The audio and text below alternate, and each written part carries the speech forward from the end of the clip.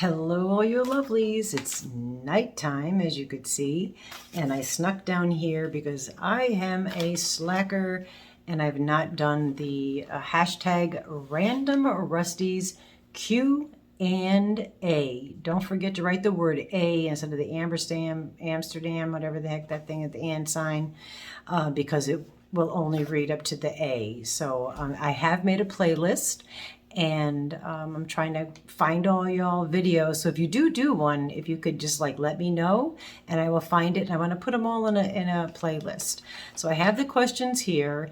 I jotted down a few ideas. This is days over a week ago that I wrote them down. So I might blunder. There might be some blunders in here. Alrighty, let's see. And to be fair, there's a couple that I haven't even really thought of, but maybe by being put under a time restraint, I'll come up with something. Okay, besides yarn, what's something you collect? Well, I collect a lot of dog hair and cat hair, but that's not a want. What I used to have, my mother started a doll collection for me. I had dolls from all over the world, and the main primary American doll that I had was Madame Alexander's. And those I collected into my young adult days as well. I also, as a child, collected frog figurines. I was fascinated with frogs, so everybody would give me frogs for holidays, because what else you're going to give me?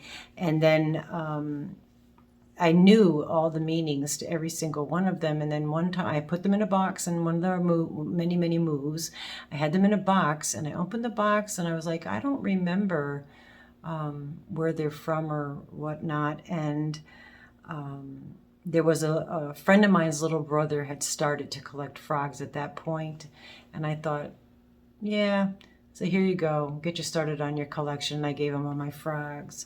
He appreciated it, and I was glad, because once they lost their personal meaning to me, they were just objects.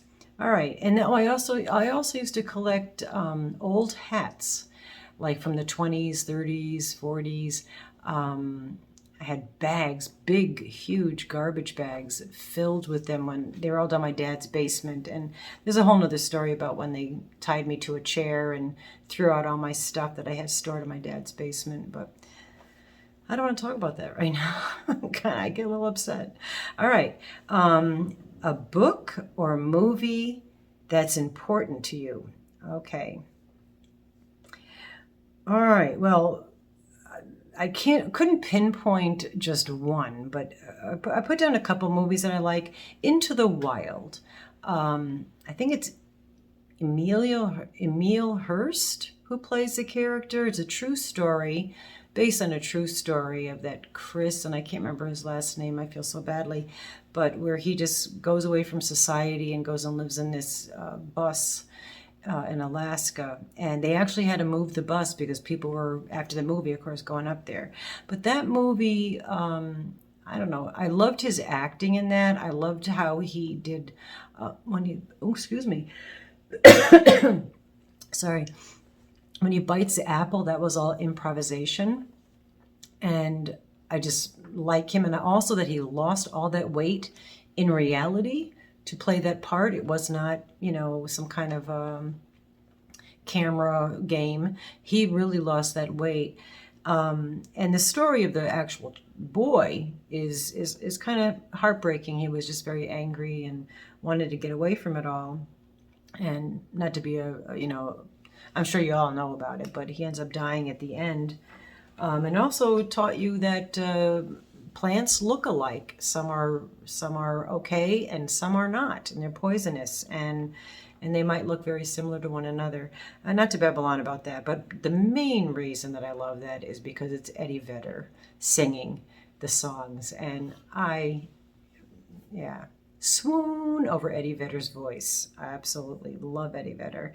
Another movie that was more of a childhood or young person movie that has continued to be one of my favorites, and I've watched it numerous times, I actually drove all the way over to my parents' house one time to watch it because it was on their TV and the picture wouldn't come in. It was just static, like the snow, but I can hear the voices. And I literally sat there and just listened to the movie. So that's a prety big fan. Because Oscar's here. And so if you start bouncing around, that's Oscar. I apologize.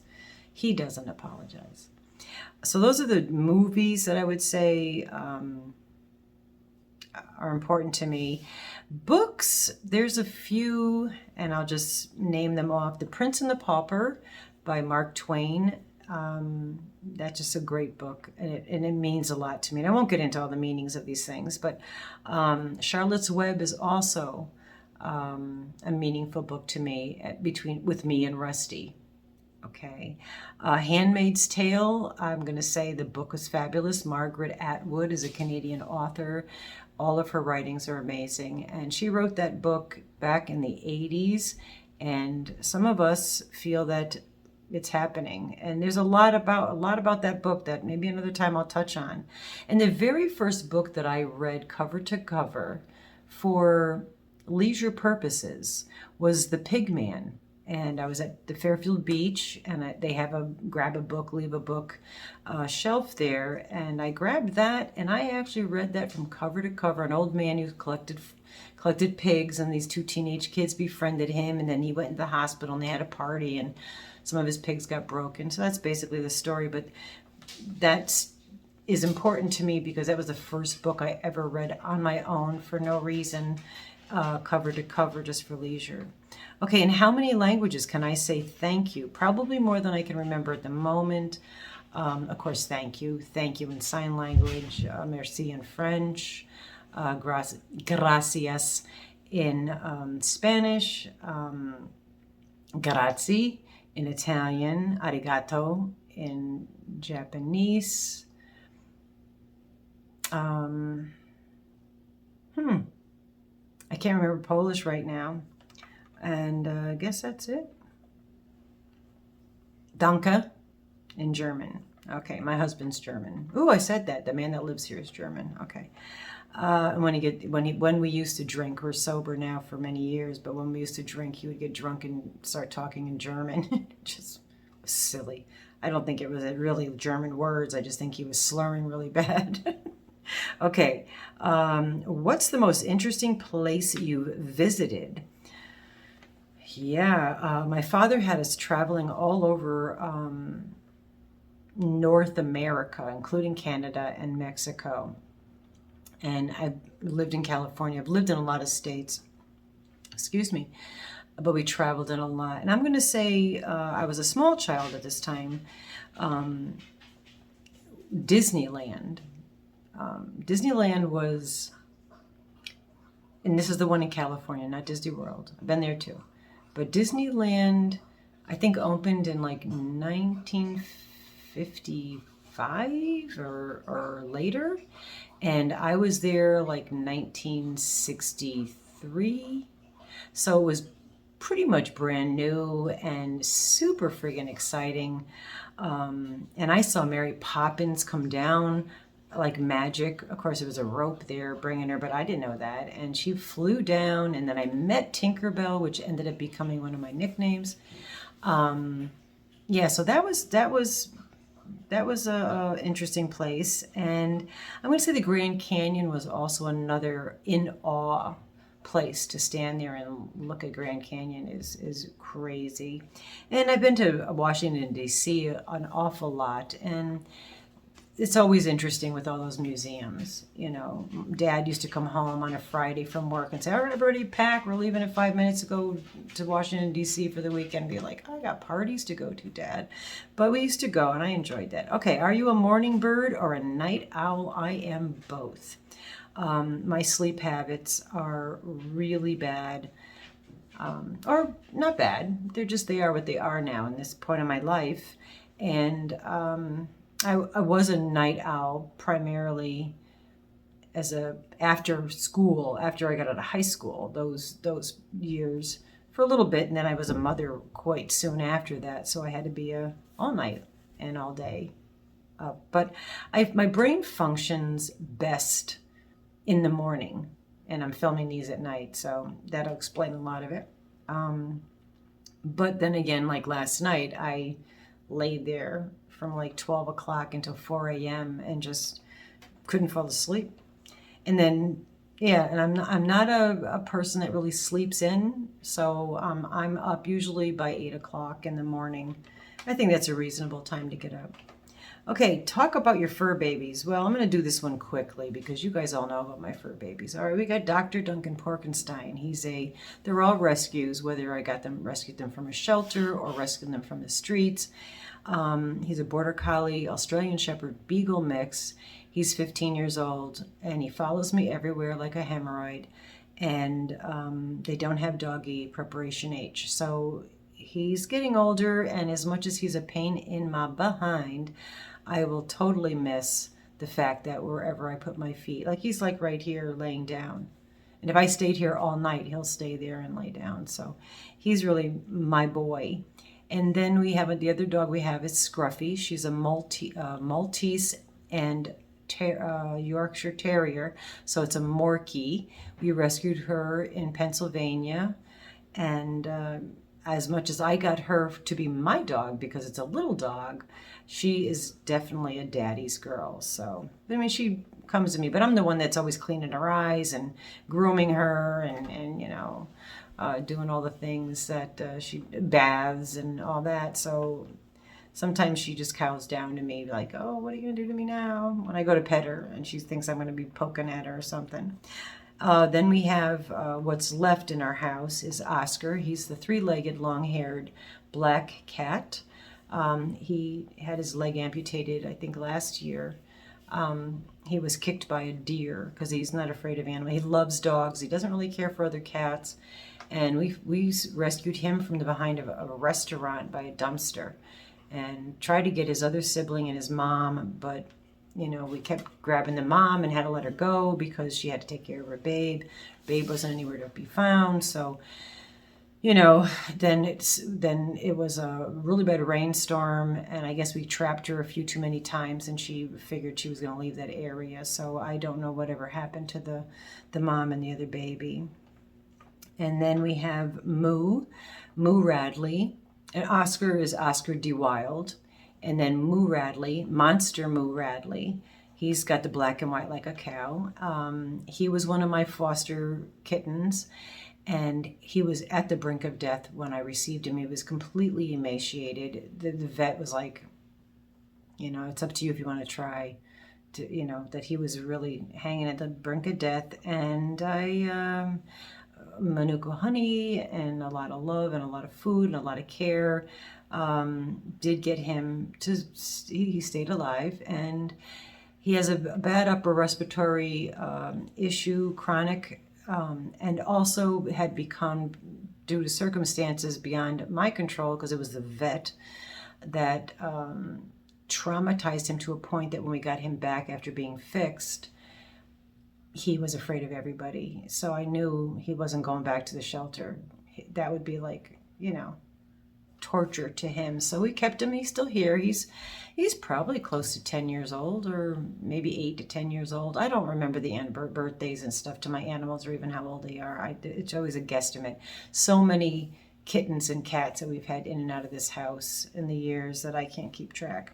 And then, of course, the newest one is Lipithecus, which was walking down the street, and so now we have him, and he was brought here as a foster, and we've decided to keep him because the other ones, most recent ones that you guys would know of, is Freya, that beautiful little, I really still miss her spunkiness so much, and she was so lovely and friendly, and she found Rusty the day before Thanksgiving, and then had a aneurysm and died. I've had a lot of animals die in my arms, man.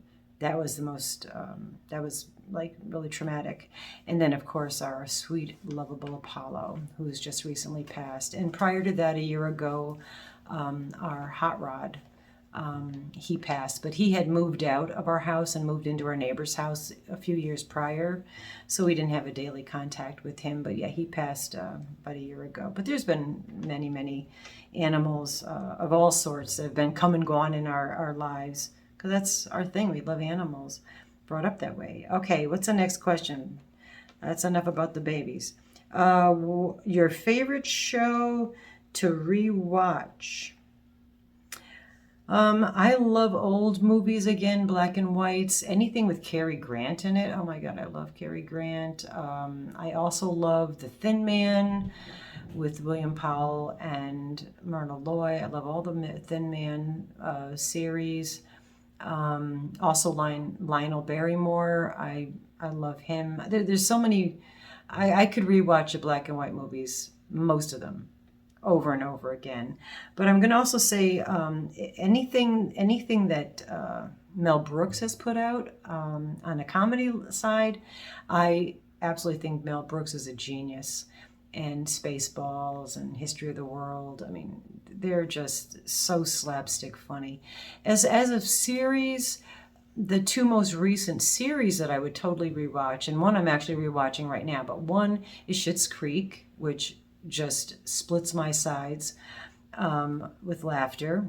And the one that I am actually currently rewatching season 3, because season 4 has started, so I wanted to watch that, and I'm starting on the season 4, is What We Do in the Shadows, and it's about a bunch of vampires living in a house. And it is, if you have not seen this, it's on Hulu, and absolutely, if you like, there's swearing and all kinds of stuff in there, so if you're not an adult and that's not something that's you're liking, I wouldn't recommend it, because there's a lot of adult humor in that.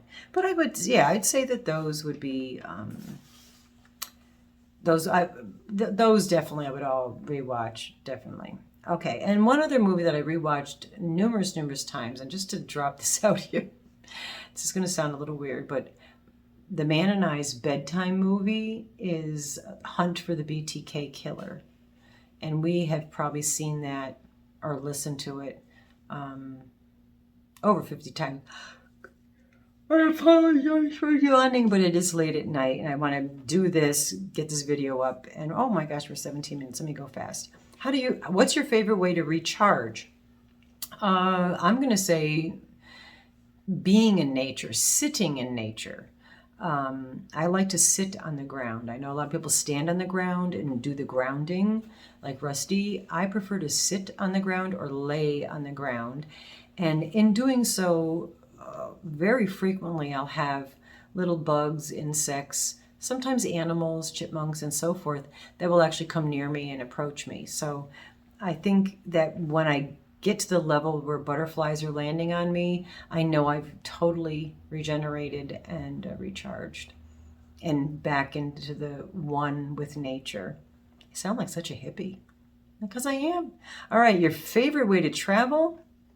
I don't travel anymore. I've flown. I've not ever gone a cruise, but I don't fly anymore. I don't do a lot of traveling. Oh, I don't have a car, but I also have no interest in going in a plane. I'm claustrophobic. I got panic disorder. So those are all not big things.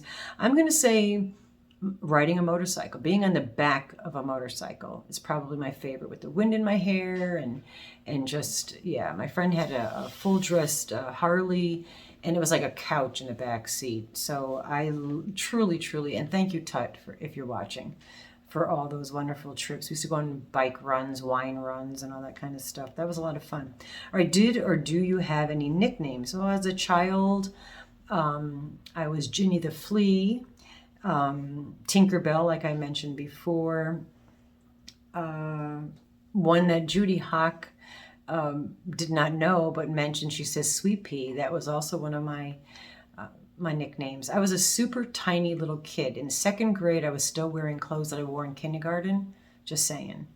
So not all of them. I mean, I grew a little bit, but I was always a very small little person. Oh, and in junior high, my nickname was Dude.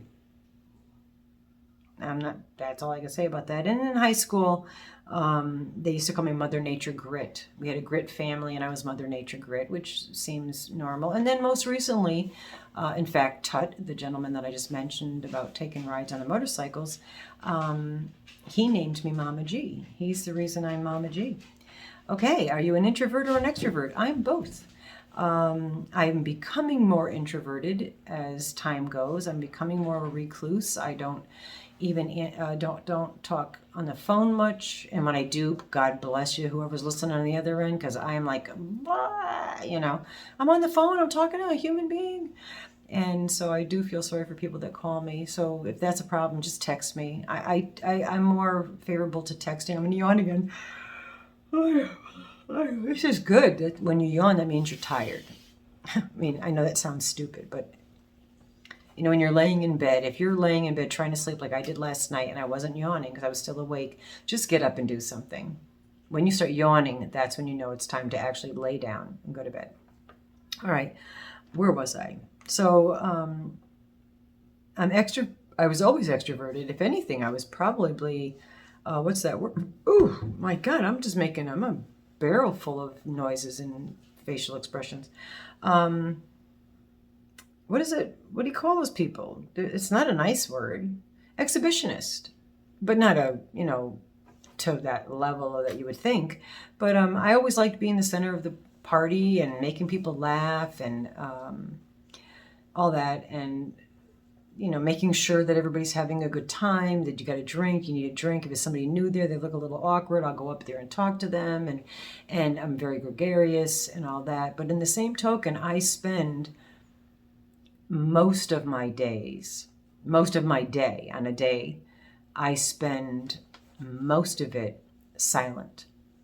So when I do get the opportunity to speak, sometimes I get a little bit hyper.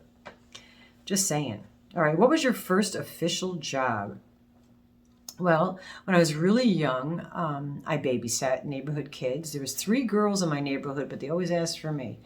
And I also tutored the children. Some of the children that were like kindergarten, first grade, second grade, I would have them come over and tutor them. And that was actually a paid job, as was the babysitting. But I enjoyed that, and not now. I wouldn't. I don't have any children in my life, so it would be tough. I love children, just that you have to be around them. Sometimes when you're away from them for so long, it's hard to readjust, I guess is not the right word, but that'll do for now. And then my first official Social Security job was 2 jobs, actually, kind of simultaneously. I worked as a waitress in a diner, a Greek diner that was kind of like a lot of the truckers would come in, and I used to love it because they knew they would love to make me laugh and come in with jokes, and that I truly loved. And had the jukeboxes on the tables, so they would put the monies in and play all my favorite songs. That was really super nice. And I also was a mechanic. I know that sounds really weird, but I worked for Hunky Joe's in Fairfield Center in Connecticut. And yeah, I did the dirty work, like changing spark plugs and gapping them and changing carburetors and things like that. But that was fun, getting my hands dirty, get my feet dirty. My feet are always dirty because I'm barefoot all the time, but getting my hands dirty. All right, so what else? What's the next one? If money was no object, we only got a little bit to go here, folks. I know I'm dragging this out because I'm tired, because I'm yawning. If money was no object, how would you spend your days? Okay, rescuing animals, opening animal rescues, saving, going, I don't fly, but sending people to Africa and other countries to save animals. So pretty much my day would be basically saving animals. And of course I leave some time in to crochet those animals' little sweaters and stuff. But that would be, that would be what I would do. And if you were the ruler of your country, what's the first law you would pass? Equality to all. I mean, I think that's stressed enough in our videos that we feel that way. And not only to humans, I would make that equality pass on to animals, and I would pass the laws that animal cruelty would not be a $25 fine, it would be a jail sentence, because I feel that people need their animals with souls, and they feel pain. So if you're cruel to an animal, I don't think it should be a slap on the wrist. I think you should serve a substantial penalty for that. You should have a substantial penalty for that. And I feel very strongly for that. It's very strongly. So yeah, I would just say equal rights, be kind, stay out of other people's business. You know, if you don't like something that, and I'm going to get a little political here, and please don't be mad at me. But if something's not for you, as far as equality, if something's not for you, then just don't do it. But don't tell me not to do it. You know what I'm saying? Because you're not my keeper, and it might be something that is important to me, and I'm not thrusting you to do it. You know, if you want to do it or be that or whatever, do it. If you don't, then don't. Why you got to worry about what other people... Stay out of everybody's underwear drawer. That's all I got to say. You know, just mind your own business. Live and let live, man. The Beatles sang that song. I'm not a big Beatles fan, but I will quote them there. Okay, and what's something that I'm proud of? That's ironically the question that I had the hardest time with. I don't even know how to answer that, other than, well, I guess I'm proud. Yeah, I know. Am I proud of my children? I'm proud of, all that. What's something I'm proud of about me? That's how I read this. What's something that I did that I'm proud of? I guess when I quit school at the age of 16, on my 16th birthday, had a cigarette in the office with my guidance counselor and whatever headmaster, and said, "Hey, I'm out of here." They never even called my parents. They're like, "Just go, come visit, hang out and have a smoke with us." That's back when you could smoke in the schools. But I did go back at the age of 30. I went back and got my GED. I went to night school, got my GED. So I didn't really get my GED. I went to night school and got a whatever diploma. And ironically, I was working for the Fairfield school system as a special needs teacher when I got my diploma. And you were supposed to have that plus.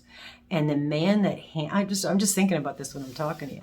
The man that handed me my high school diploma was also the man that signed my checks for my job. And I was so scared that he would put the connection together and say, "What do you mean you've been working here for how long in the school system, the actual state school system, public school system?"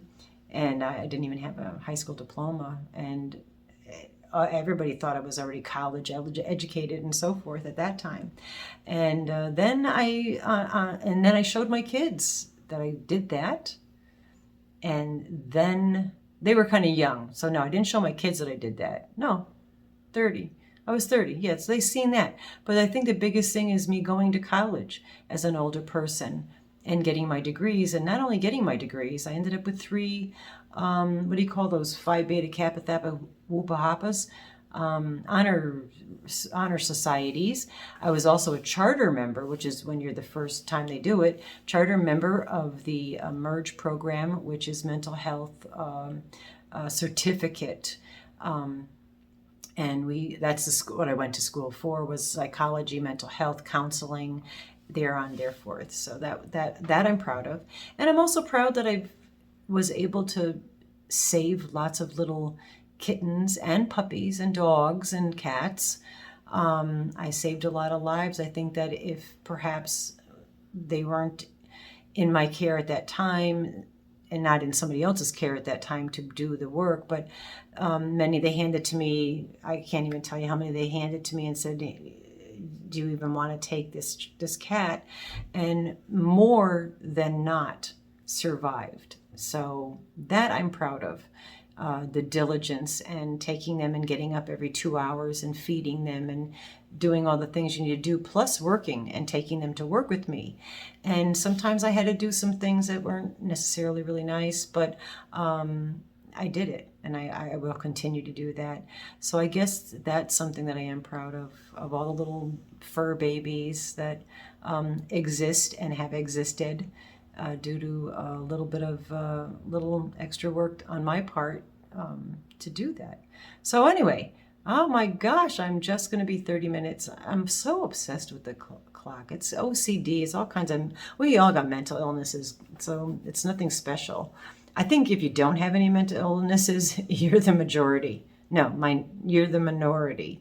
Yeah, that's the word I'm looking for. Anyway, I love you guys. Have a yarnalicious day. Have a day. Be fabulous. And yeah, this was actually really fun. I'm tagging all of you. Please, if you'd like to do this, do this. It's actually fun because I had memories that I haven't had in a long time and whatnot. So it is kind of fun to do. And you get to know different things about us that aren't necessarily yarn related or craft related. So you're all tagged. And thanks for watching. And we will see you next time. Bye-bye for now.